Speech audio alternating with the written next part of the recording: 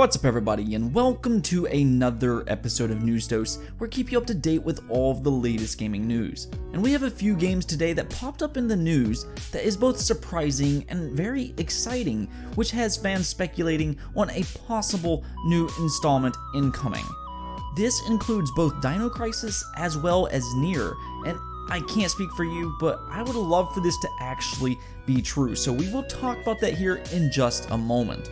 Also, we do have a few other things to talk about, including a new PlayStation Peripheral that is, well, kind of genius to be completely honest.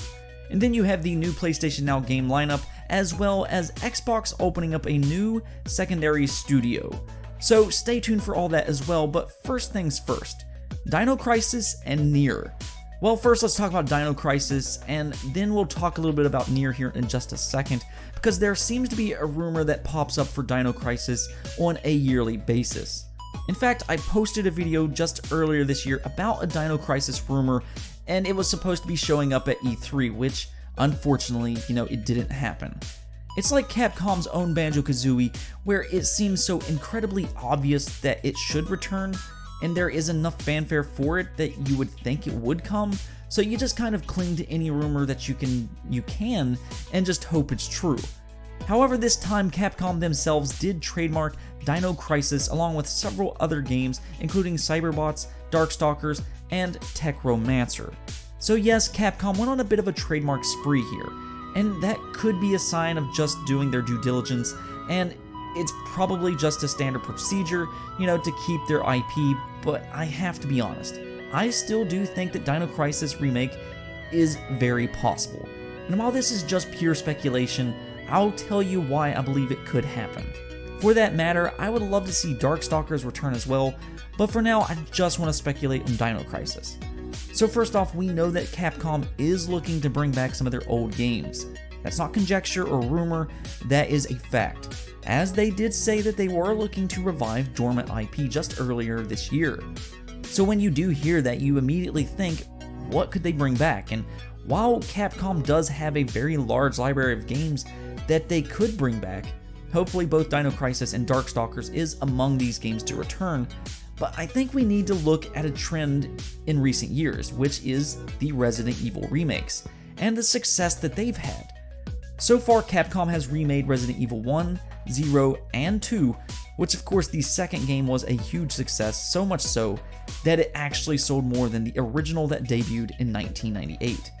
And now we also have Resident Evil 3 right around the corner, releasing on April 3rd of 2020. And that alone is very exciting, but the question is, what will Capcom do after releasing Resident Evil 3? Will they move on over to Resident Evil 4, or could they possibly do something else?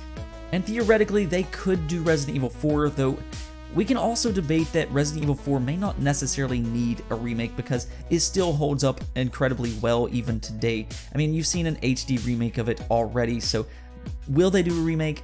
I'm not entirely sure. So hypothetically, if they don't do a Resident Evil 4 remake, then what could they do? And to me, I think it's very plausible that they could end up doing a Dino Crisis remake, which shares a lot in common with the Resident Evil franchise. They could very easily use the same engine as they are right now with the Resident Evil games. I mean, it pretty much is Resident Evil, but with dinosaurs instead. And let's be honest, dinosaurs are way cooler than zombies anyways. But hey, that's just my opinion. Don't get me wrong, I love the Resident Evil games, but I just think by this point that yes, Dino Crisis needs to return, and I think now is the perfect time. They have the engine in place, they have the team that can do it considering how well they've done with the Resident Evil games, and Capcom has built up a lot of goodwill with fans by bringing back the old Resident Evil games along with Devil May Cry 5 just this year. So I think that there is a lot of confidence with Capcom right now among fans, and I personally think that Dino Crisis Remake would be a huge success, but I want to know what you think. Do you think that we could possibly see a new Dino Crisis game, or do you not? Let me know in the comments below. Now, speaking of trademarks, I did promise to talk about Nier as well because Square Enix did file a trademark for Nier, and while trademarks again alone don't always turn out to be anything, there is a little bit more to this Nier trademark. See, earlier this month, Square Enix also opened up a new website for Nier's 10th anniversary, which really just popped up out of nowhere. So then when you start to piece the two together in such close proximity to one another, it's easy to come to the conclusion that yes, there may be an incoming Nier announcement. Though I will say this, because the website is about Nier's 10th anniversary, I'm inclined to believe that this will be related to Nier Gestalt. And because Nier Automata has been such a big success, I could see Square Enix trying to make Nier Gestalt a remaster and give it a second chance. Personally, I would love to see this happen because even though Nier Gestalt did review kind of poorly, many fans believe that the story was actually better than Nier Automata, which already has an amazing story. So I think if Square Enix could bring back Nier Gestalt and maybe improve the gameplay, they may have a hit here. Now of course this is just speculation, but I do think something is up with the IP considering it did just get trademarked as well as a new website. I just think it's too much of a coincidence by this point. I guess we'll have to wait and see though. In other news, the first-party Xbox studio Undead Labs is opening up a second studio in New Orleans, Louisiana. This would continue the ongoing expansion of Xbox-related studios, but I do find it interesting that Undead Labs isn't just expanding by adding more employees, but rather they're also starting up an entirely new studio in a separate location. Now this is actually the second studio that Xbox owns that does this, and Exile also has this two-studio thing going on, but this, however, also does continue the trend of Xbox studios having multiple teams per studio.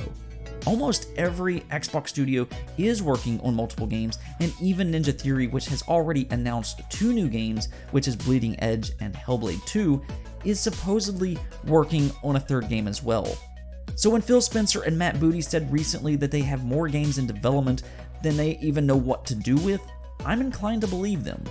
I think we will see multiple new game announcements at pretty much every big gaming conference from this point forward. Nonetheless though, I will be very interested to see what Undead Labs' second studio will work on, whether that be State of Decay related or something entirely different. PlayStation also had a few announcements today, and personally, I love this first one, which is a peripheral that you plug into the bottom of your controller that then allows you to have 2 back buttons. This is actually kind of genius, to be honest. I mean, this isn't a new concept or anything. We have been seeing this kind of design for a while now with SCUF controllers, the Valve controller, and also the Xbox Elite controller. And personally, it is my favorite thing about these type of controllers.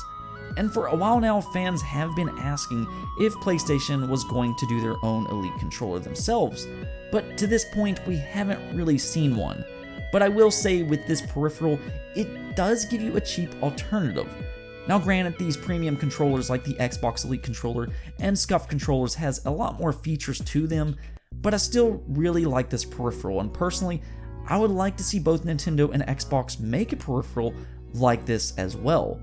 As I said before, it's a cheap alternative sitting at just $30. You can see with these buttons here though that you can reprogram the buttons to whatever you want them to be, and I think this does bring up one question though. Well, first off actually, how comfortable would this thing be, because it does look kind of bulky in the picture, and also how much of an effect will it have on the battery life? Now one other question that I've seen people ask with this is whether or not it will be, will it be compatible with PlayStation 5 controllers? I personally think it will. I mean, they're not saying it, but I know PlayStation 5 is on people's minds. It is right around the corner, but I think that it will work. Nonetheless, it is just $30, so it's not a huge investment either way. I'll definitely be interested in seeing impressions of this thing, but it is a very creative and innovative idea by Sony. And speaking of PlayStation, they did announce one more thing today, which is the PlayStation Now lineup. Starting January 2nd, they will be adding Uncharted Lost Legacy, Horizon Zero Dawn, and PUBG. Though it is important to read the fine line here, and similar to what PlayStation has been doing in recent months, these games will be available for only 3 months and leave on April 7th.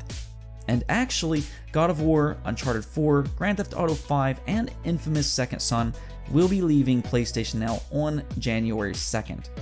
I kind of still feel the way I did a few months ago when they announced this change to PlayStation Now. I'm not really a big fan of only keeping these games for 3 months personally, and I think that they should stay much longer, if not indefinitely. That's just my opinion though, but I will say that PlayStation Now has improved since last year, so we're starting to see progress at the very least. But I'll ask you, what do you think about PlayStation Now? Do you like how they're doing things right now, or do you think they still need to improve it? Anyways though, that's it for this video, but if you liked the video, don't forget to hit that bell notification and subscribe button. Peace out.